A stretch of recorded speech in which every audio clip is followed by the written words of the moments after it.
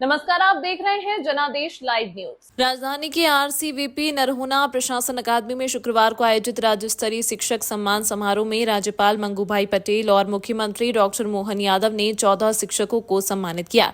इस कार्यक्रम में 54 लाख विद्यार्थियों के लिए गणवेश योजना के तहत 324 करोड़ की राशि सिंगल क्लिक से उनके बैंक खातों में अंतरित की गई।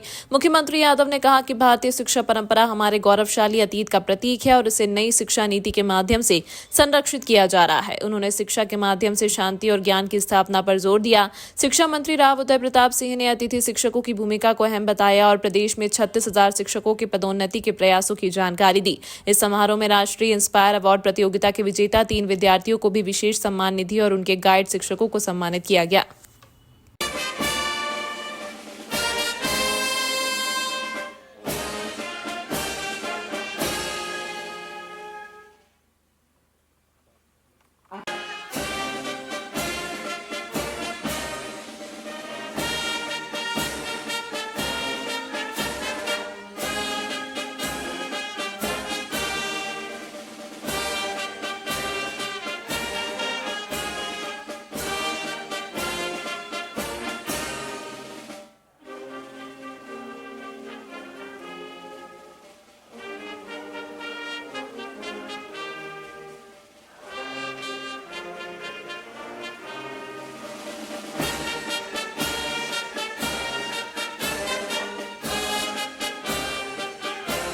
शिक्षक आ रहे हैं और हमारे मुख्य अतिथि महोदय, कार्यक्रम के अध्यक्ष महोदय और हमारे विशिष्ट अतिथि महोदय शॉल, श्रीफल और सम्मान निधि से सम्मानित कर रहे हैं। साथ ही प्रशस्ति पत्र दिए जा रहे हैं। श्री वैभव तिवारी, आप एक प्रयोगधर्मी शिक्षक हैं। स्कूल को बैगलेस बनाने हेतु उल्लेखनीय कार्य आपके द्वारा किया गया है। इसके साथ ही शिक्षक विधियों में नवाचार का प्रयोग कर बच्चों को रुचिकर शिक्षा आपके द्वारा प्रदान की गई। श्री ब्रजेश कुमार शुक्ला, प्राथमिक शिक्षक, शासकीय माध्यमिक विद्यालय बड़ौरी, जिला ग्वालियर से हैं। व्यवस्थित कक्षा संचालन एवं प्रबंधन हेतु रुचिकर और नवाचारी शिक्षण से नामांकन और उपस्थिति में वृद्धि आपने की है। श्री राकेश मालवी, प्राथमिक शिक्षक, शासकीय प्राथमिक शाला कौवरखेड़ा, जिला छिंदवाड़ा से आया।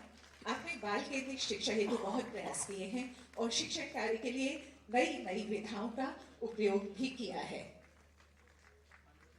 श्री राजीव कुमार शर्मा, माध्यमिक शिक्षक, शासकीय एकीकृत माध्यमिक विद्यालय सामरसिंगा, जिला गुना से हैं और आपने निरंतर उत्कृष्ट परीक्षा परिणाम दिया और साधनिक बस्ती के बच्चों को शिक्षा के साथ संस्कार से भी जोड़ने का कार्य किया है। अगले शिक्षक श्री सुरेश कुमार दानी जी, माध्यमिक शिक्षक, शासकीय एकीकृत हाई स्कूल बांकुरा, जिला राजगढ़ से हैं। विद्यालय में नामांकन वृद्धि हेतु आपने विशेष प्रयास किए हैं और शिक्षा में नवीन व्यवहारिक पद्धतियों को आपने अपनाया है। श्रीमती नीतू ठाकुर, प्राथमिक शिक्षक, शासकीय प्राथमिक शाला झूमरखाली, जिला खंडवा से हैं। सीखने को सहज सुलभ शिक्षण हेतु सामग्री का उपयोग करते हुए आपने गतिविधियों का विकास किया है। श्री संजय कुमार रजक, प्राथमिक शिक्षक, शासकीय प्राथमिक शाला भिरा, जिला सिवनी से हैं। पर्यावरण के प्रति जागरूकता हेतु जन समुदाय को आपने जोड़ने का सराहनीय कार्य किया है।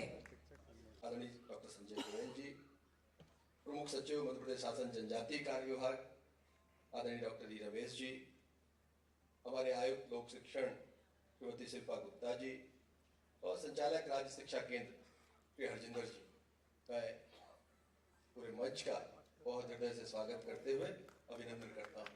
सामने विराजमान जिनका आज हम सम्मान करने वाले, ऐसे हमारे आदरणीय शिक्षकगण, उनके किए कार्यों के लिए हम उनके प्रति आभार भी व्यक्त करते हैं, उनका अभिनंदन भी करते हैं और आगामी समय के लिए उनको बहुत शुभकामनाएं भी देते हैं।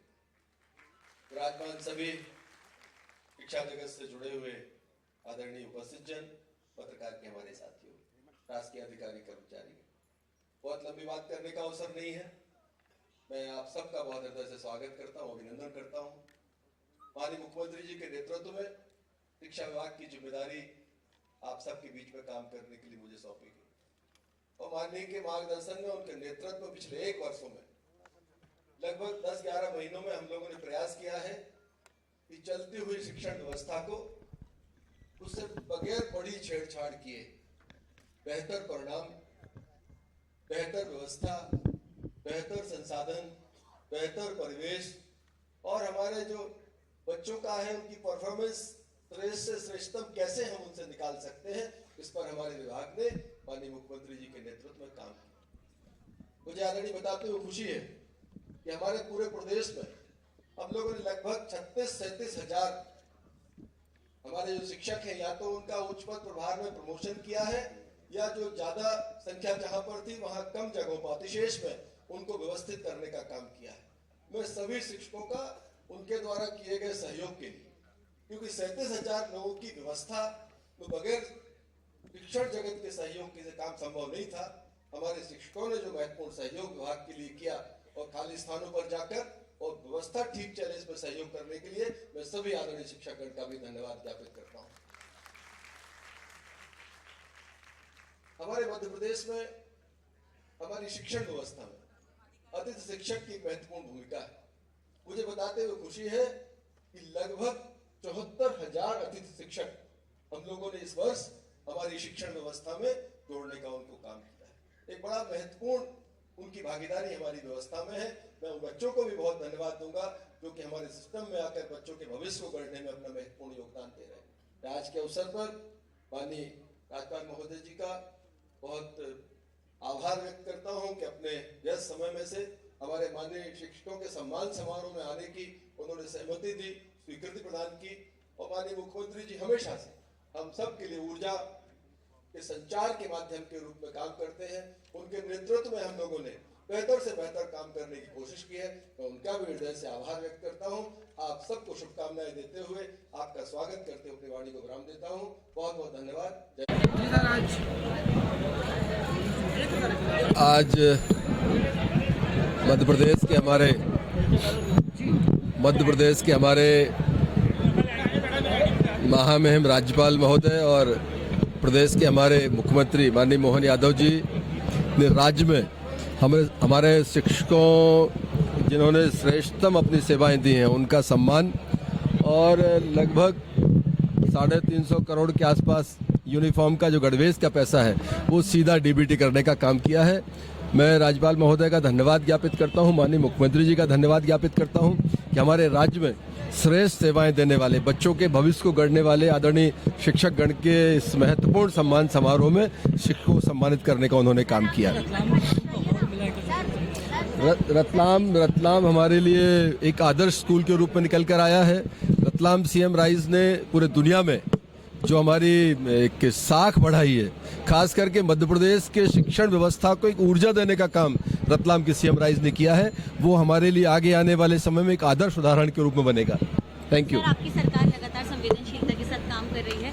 कुछ जगहों पर दुष्कर्म के केसेस आए हैं, सरकार इस पर किस तरह से कार्रवाई करने वाली है और क्या कुछ माननीय मुख्यमंत्री जी बहुत संवेदनशीलता के साथ में, अव्वल इस तरह की घटनाएं नहीं होना चाहिए। अगर दुर्भाग्य से कहीं कुछ होता है तो उसको हाईएस्ट लेवल पर उन्होंने इन चीज़ों को कानूनी दायरे में लाकर कठोर से कठोर कार्रवाई का जो मुझे लगता है कि काम किया है। और भविष्य में भी इस तरह की घटनाएं होनी नहीं चाहिए। अगर होंगी तो उनको बहुत ताकत से उनको दबाने का काम किया जाएगा।